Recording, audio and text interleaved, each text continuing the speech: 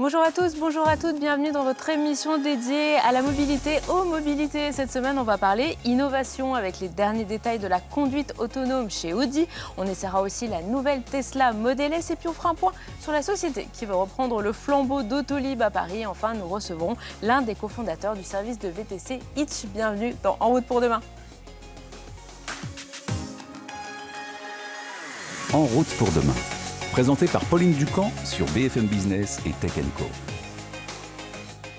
Je suis ravie de vous retrouver pour ce nouveau numéro de votre émission dédiée à la mobilité, à toute l'immobilité sur BFM Business et Tech & Co. Et en ce début d'année, on avait envie de faire un peu un point sur les nouvelles technologies qui vont arriver bientôt dans nos voitures. Parmi celles qui suscitent le plus de questions et qui finalement se fait aussi le plus attendre, on a la conduite semi-autonome. Alors avec le concours d'Audi, la marque qui au sein du groupe Volkswagen insère de laboratoire à la voiture de demain, Julien Bonnet et Jean-David Duhart ont pu essayer la dernière S8, donc c'est une voiture de série, sur circuit pour une expérience de conduite très assistée à haute vitesse et quasiment sans chauffeur. Notre démonstrateur technologique pour cette partie assistant de conduite, ça va être cette Audi S8 qui est en fait la version sport de l'Audi A8 et donc bardée de capteurs, notamment 3 radars à l'avant, des caméras derrière le pare-brise. Ça c'est assez classique, mais on va voir tout de suite sur circuit une expérience assez originale. Nous voici donc à bord de cette Audi S8. Donc l'idée ici, ça va être de montrer les capacités de conduite semi-autonome avec un régulateur de vitesse adaptatif réglé sur 250 km/h. Je suis installé à l'arrière, il n'y a personne derrière le volant. On a simplement André sur le siège passager avant qui va tourner ce volant, mais c'est la voiture qui va simplement gérer freinage et accélération. Là, comme on est sur un circuit, donc en l'occurrence le circuit Paul Ricard, il n'y a pas les lignes de la route que la voiture pourrait suivre en temps normal.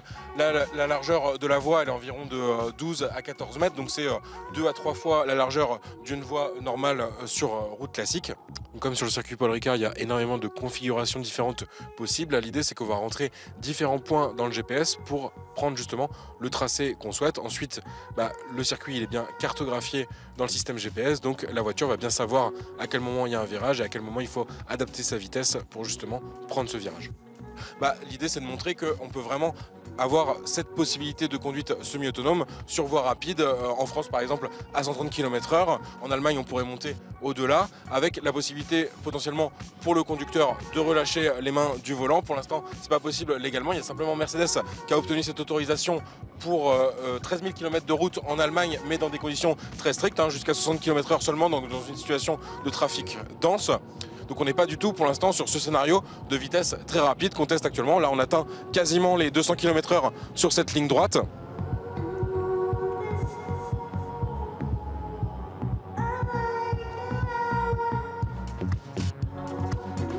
Voilà, et la décélération elle a été effectuée automatiquement par le véhicule et donc on voit bien que cette conduite semi-autonome elle est aujourd'hui parfaitement gérée techniquement et qu'il y a simplement des conditions finalement d'homologation ou de législation pour permettre finalement aux conducteurs de pratiquer d'autres activités quand on sera sur des situations comme ça totalement maîtrisées par les véhicules.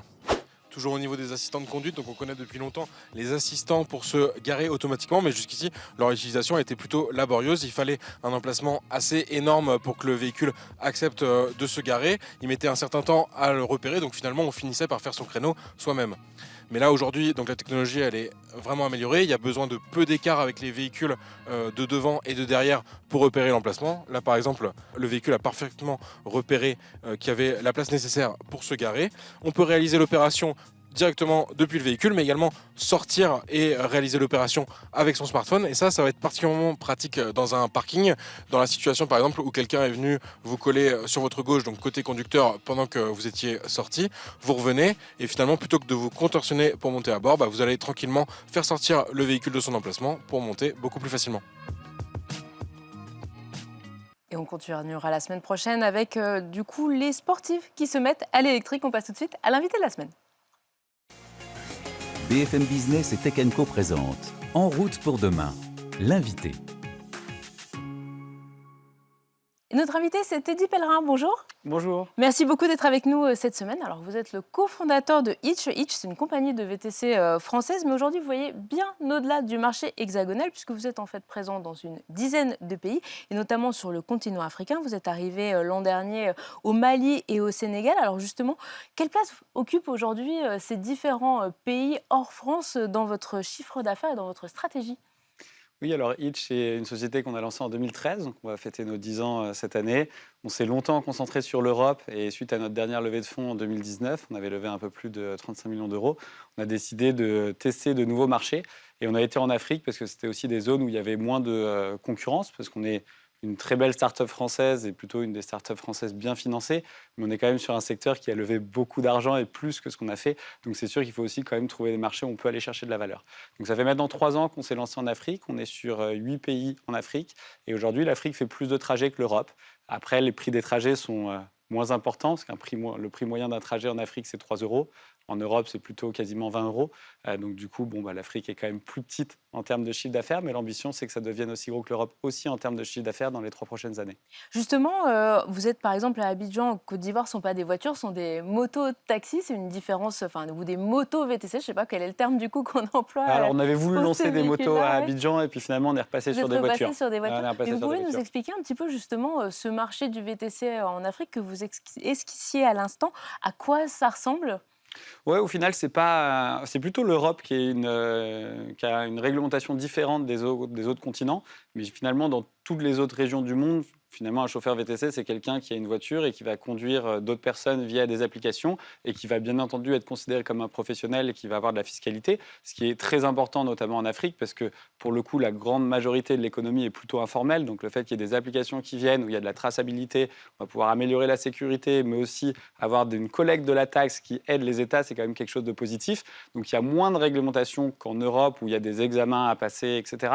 Mais finalement, il n'y a qu'en Europe où c'est comme ça, parce que quand vous regardez aux États-Unis, en Amérique du Sud, en Asie, etc., finalement, les plateformes de type Hitch, comme Uber, quand elles se sont déployées, petit à petit, n'importe qui a pu conduire sur ces plateformes-là et devenir un chauffeur professionnel. Ça ne veut pas dire que c'est ouvert à tout le monde. Quand on est sur sa plateforme, bien entendu, on conduit et puis on paye de la taxe, etc.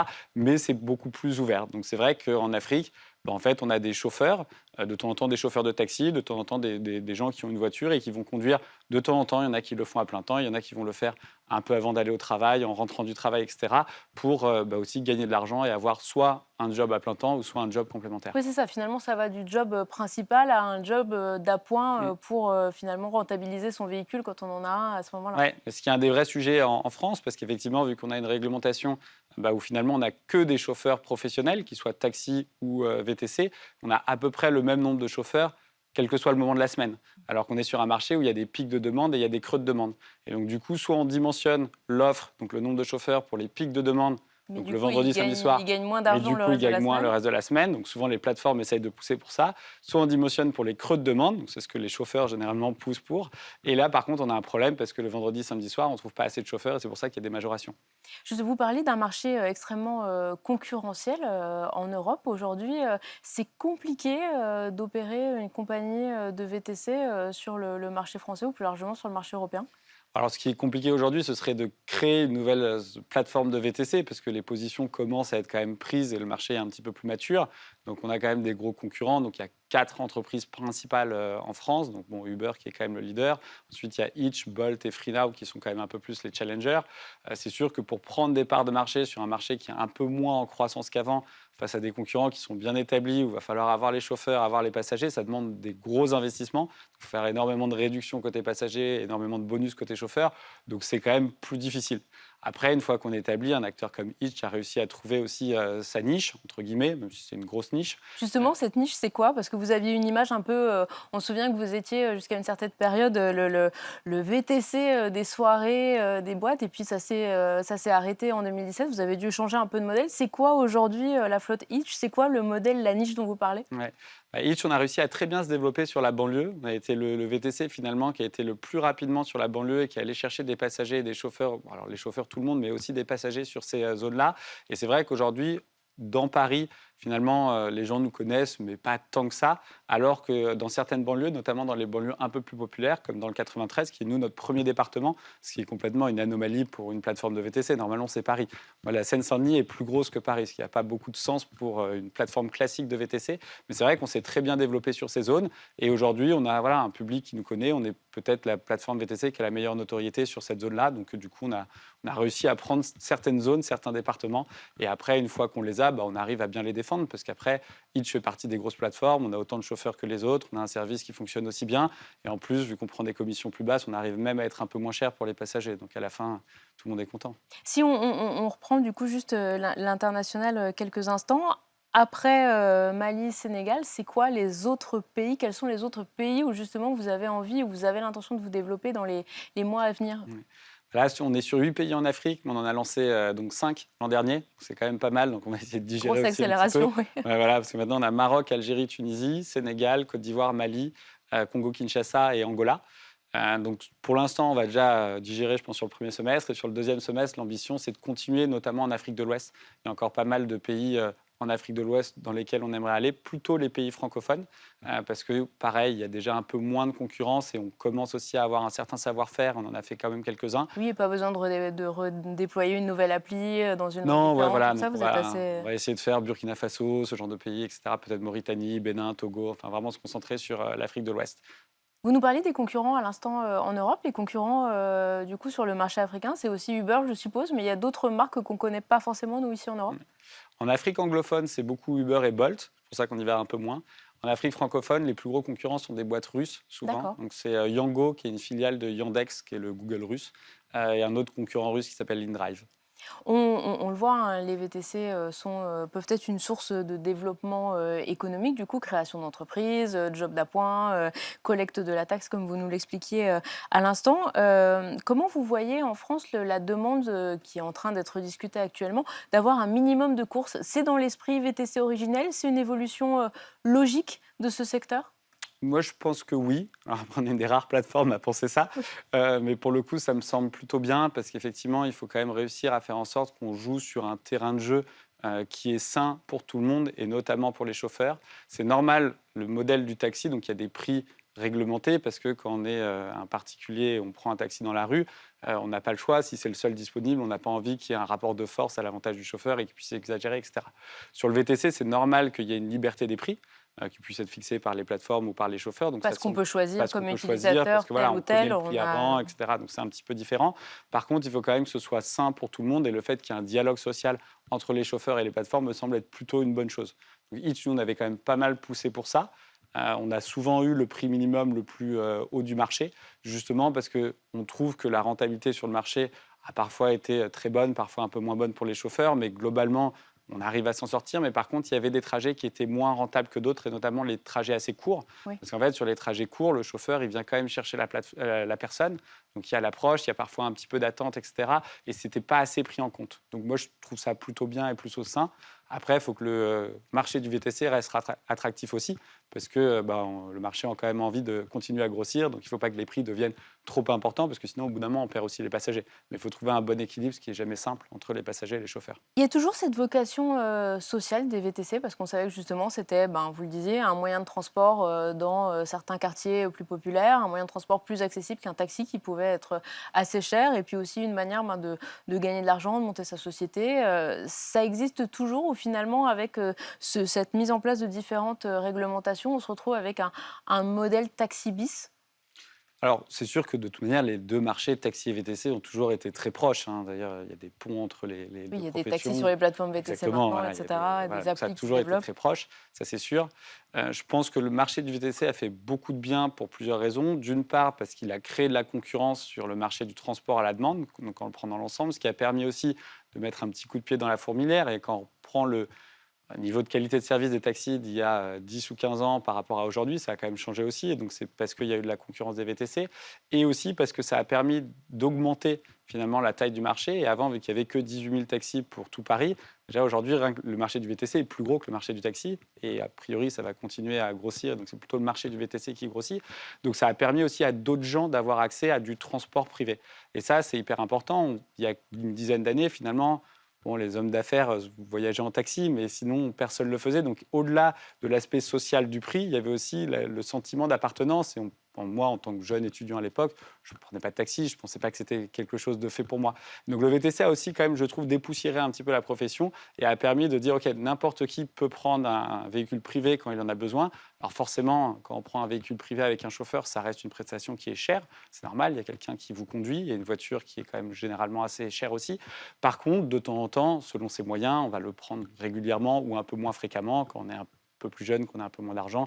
Bon, on va le prendre 1 ou 2 fois par mois quand on sort avec ses copains et puis on partage les coûts. Donc c'est surtout là-dessus où je trouve qu'il y a eu un aspect social parce qu'en fait, on est passé d'un marché qui était aéroport et Paris intramuros pour les zones d'affaires, finalement à un marché qui est francilien et qui s'adresse à tout le monde. Après, avec une fréquence qui dépend bien entendu de ses moyens. Et qui est finalement beaucoup plus large. Merci beaucoup Teddy Pellerin d'avoir été avec nous aujourd'hui sur le plateau d'En route pour demain. Peut-être que la voiture qu'on va essayer à l'instant, eh bien, elle sera dans vos flottes de VTC dans quelques mois. La nouvelle Model S arrive et Julien Bonnet et Jean-David Duhart ont pris le volant de la version la plus performante baptisée Plaid. C'est l'essai de la semaine. BFM Business et Tech Co présente En route pour demain, l'essai.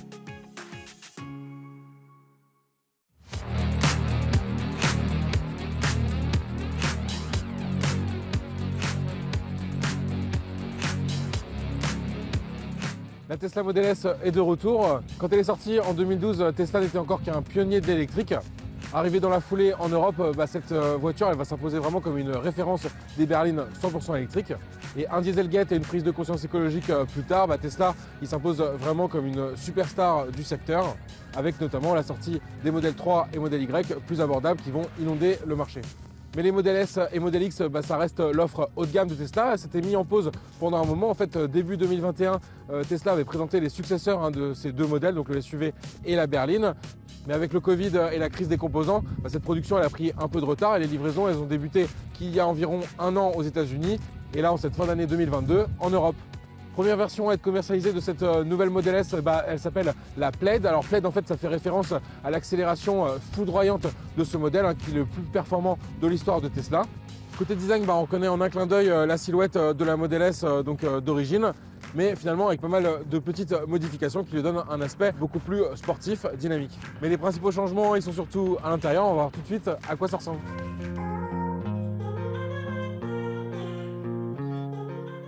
À bord de cette nouvelle Model S en version Plaid, on découvre un habitacle vraiment haut de gamme, donc surtout par rapport au Model 3 et au Model Y. Donc ça passe notamment par le choix des matériaux, on n'a aucun plastique visible, on aura du faux cuir, de l'alcantara, encore du verre bien sûr, ou du faux carbone. Sur la partie plus technologique, la grosse différence ça va être au niveau de l'écran central tactile, donc ça se voit pas nettement comme ça, mais il a une bien meilleure définition que sur les Model 3 et Model Y encore une fois. Et surtout, il est un peu plus grand, 17 pouces contre 15 sur les autres modèles chez Tesla. L'autre grosse différence, elle va se situer juste derrière le volant avec l'écran des compteurs dont ne disposent pas les Model 3 et Model Y. Mais la principale curiosité dans cet habitacle, ça va être le volant. Donc sur cette version Plaid, il est fourni de série et c'est le fameux volant yoke. Donc un volant façon K2000, presque coupé en 2 ou comme un manche d'avion, mais bref, ça ressemble à rien de connu dans l'automobile actuellement. L'autre avantage, c'est qu'on va avoir aucun commodo derrière le volant, donc un espace totalement libéré. Retour sinon sur l'écran tactile, donc il offre une excellente définition, une très bonne réactivité, donc ça va être pratique pour encaisser notamment les mises à jour avec des nouvelles fonctions qui vont être installées. Là on redécouvre finalement ce qu'on connaît déjà, donc les jeux vidéo qui vont être accessibles uniquement à l'arrêt ou encore des services comme Netflix ou Disney+. On est dans une grande berline, donc avec pas mal d'espace aussi pour les passagers. Et donc la grande nouveauté aussi à ces places arrière, ça va être que ces passagers vont pouvoir disposer d'un écran dédié, pouvoir regarder Netflix et Disney+ pour le coup pendant la conduite, ou encore régler eux-mêmes leur climatisation. On a également un siège central qui peut se transformer en accoudoir central avec pas mal de rangements disponibles. On part tout de suite sur la route, voir ce que ça donne.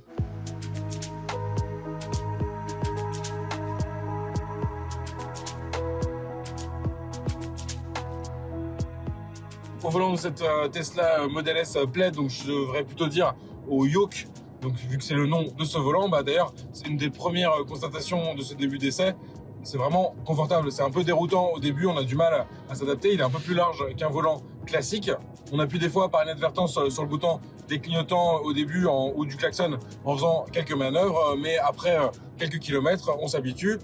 mais surtout c'est très confortable. On a une vision surtout dégagée complètement sur l'écran des compteurs et ça c'est très agréable. Ça participe aussi au côté assez sportif de ce modèle. On a vraiment l'impression d'avoir plutôt une sorte de prototype de course plutôt qu'un volant de voiture classique. Et il faut dire qu'il y a énormément de puissance dans cette voiture. Il y a plus de 1000 chevaux au total avec les 3 moteurs électriques, donc 2 à l'arrière, 1 à l'avant, ce qui permet d'atteindre théoriquement une vitesse de 320 km/h, donc ça c'est juste énorme. Et sur l'exercice du 0 à 100 km/h, donc une spécialité un peu chez Tesla, on bat tout simplement tout ce qui roule sur les routes du monde avec un temps record de 2,1 secondes pour atteindre les 100 km/h. Donc pour avoir ces performances extrêmes, il faut passer par les menus. On a un mode d'accélération confort, un mode sport et un mode plaid, donc qui va permettre d'avoir toute la puissance. Et ensuite, on a un mode dragster qui va permettre de faire des départs arrêtés avec ce temps record, donc sur le 0 à 100, mais aussi sur le 400 mètres départ arrêté, qui est là plutôt une spécialité américaine. On retrouve aussi les grands classiques chez Tesla, donc notamment l'accès au réseau de superchargeurs pour la charge rapide. Cette Model S Plaid, elle peut encaisser jusqu'à 250 kW de puissance de recharge.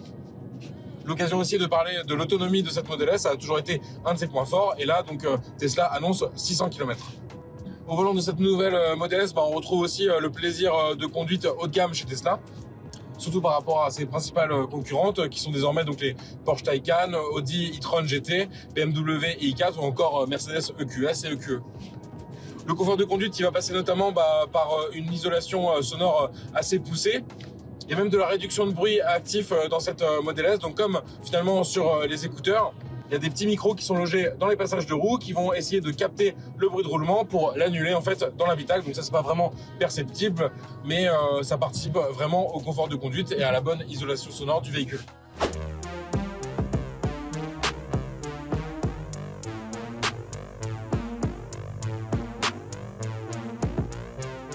Ce premier aperçu nous a donné une très bonne impression de cette version Plaid qui débarque tout juste en Europe. Nous, on a rajouté quelques options sur notre modèle d'essai. On a notamment l'intérieur blanc premium, des jantes 21 pouces ou encore cette très jolie couleur rouge pour un tarif final autour de 152 000 €. Ça peut sembler excessif, mais vu les prestations proposées et par rapport à ses principales concurrentes, donc désormais chez BMW ou encore chez Mercedes, finalement c'est assez cohérent. Et on attend avec impatience le lancement d'une version plus classique, la Model S tout court, qui offrira elle aussi un peu plus de 600 km d'autonomie, avec un prix non confirmé pour le moment, mais qui devrait être plus abordable, autour des 100 000 €. BFM Business et Tech & Co présente En route pour demain, en région. Allez, on termine cette émission avec une voiture électrique beaucoup plus petite, celle de Circle. Alors, on vous en a déjà beaucoup parlé de cette start-up dans En route, qui a la volonté en fait de reprendre le flambeau d'Autolib dans les grandes villes, notamment à Paris. Julien Bonnet et Bastien Potti nous font découvrir aujourd'hui plus en détail le petit véhicule biplace que vous utiliserez peut-être dans les prochains mois dans la capitale.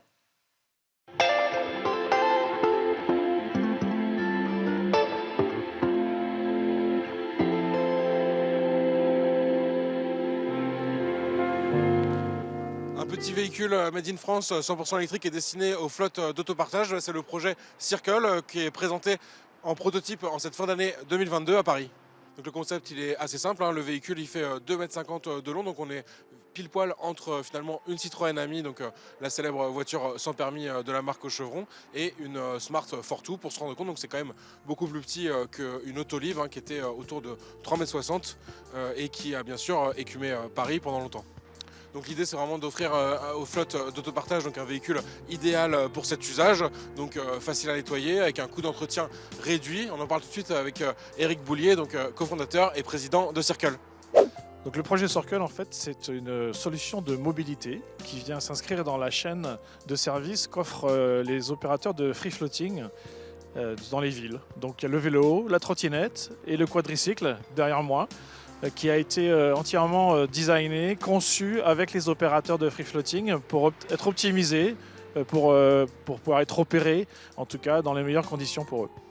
Alors ça, c'est effectivement un quadricycle 2 places électrique qui est basé sur la réglementation L7E. Donc c'est une voiture très légère, 500 kg, très facile à conduire. On l'a fait, on espère en tout cas, un véhicule qui est suffisamment attractif, qui va effectivement être dans les solutions donc, de partage de mobilité, qui a été vraiment conçu donc avec un battery swap, ce qui fait que les opérateurs, la voiture est tout le temps opérationnelle, elle n'a pas besoin d'être rechargée, on peut parler d'autonomie illimitée en fait. C'est une voiture qui est aussi optimisée, très minimaliste à l'intérieur pour être facile à nettoyer. Parce qu'il est important qu'effectivement, quand on utilise un véhicule de partage de mobilité, qu'il soit propre et qu'il soit accueillant. Alors on a essayé effectivement d'en travailler avec les opérateurs pour faire en sorte que tout ce qu'eux avaient rencontré comme problème ne le soit plus. Une autonomie donc, de 140 km, ce qui fait qu'à peu près, on les estime évidemment, donc, changer les batteries tous les 3 jours. On a aussi des pneus, ce qu'on appelle des run flat, c'est-à-dire des pneus qui ne peuvent pas crever. Donc ça permet aussi aux opérateurs de ne pas avoir de faire d'opérations spécifiques et d'avoir donc des véhicules toujours opérationnels et propres dans Paris. Alors c'est pour ça qu'effectivement on l'a conçu vraiment optimisé pour que effectivement les opérateurs puissent être dans une phase de rentabilité ou de profitabilité en tout cas quant à l'utilisation des véhicules, ce qui leur fait défaut aujourd'hui. Donc c'est pour ça que cette solution Circle est relativement unique et spécifique pour le partage. En fait, le secret surtout de la solution Circle, c'est aussi l'accessibilité aux data. Tout ce qui est fourni à travers le cloud aux opérateurs, que ce soit simplement le management de la flotte à travers le back-office ou autre. Nous sommes une marque blanche, donc nous ne sommes pas opérateurs et nous fournissons toutes ces informations à des opérateurs différents qui, eux, peuvent construire aussi leur business plan autour de ces data. Et donc, contrairement aux constructeurs automobiles, nous, on peut être multi-clients parce qu'on ne partage pas les données entre chacun. La suite du développement et d'homologation, d'ici la fin du printemps, on devrait avoir en tout cas les véhicules finaux qui seront prêtés donc, aux clients pour adapter toutes les solutions digitales et intégrer toutes nos API dans leurs solutions à eux. L'équipe de Circle était présente au CES de Las Vegas début 2023 pour présenter ce prototype et le concept autour de ce véhicule destiné donc à l'autopartage. Le début du service est prévu à Paris pour le 3e trimestre 2023 avant de conquérir potentiellement d'autres villes en Europe et ailleurs dans le monde. Voilà, En route pour demain, c'est déjà fini. Merci à tous de nous avoir suivis en multidiffusion sur Tech & Co et puis chaque week-end sur BFM Business. À la semaine prochaine. En route pour demain, la mobilité sous toutes ses formes sur BFM Business et Tech & Co.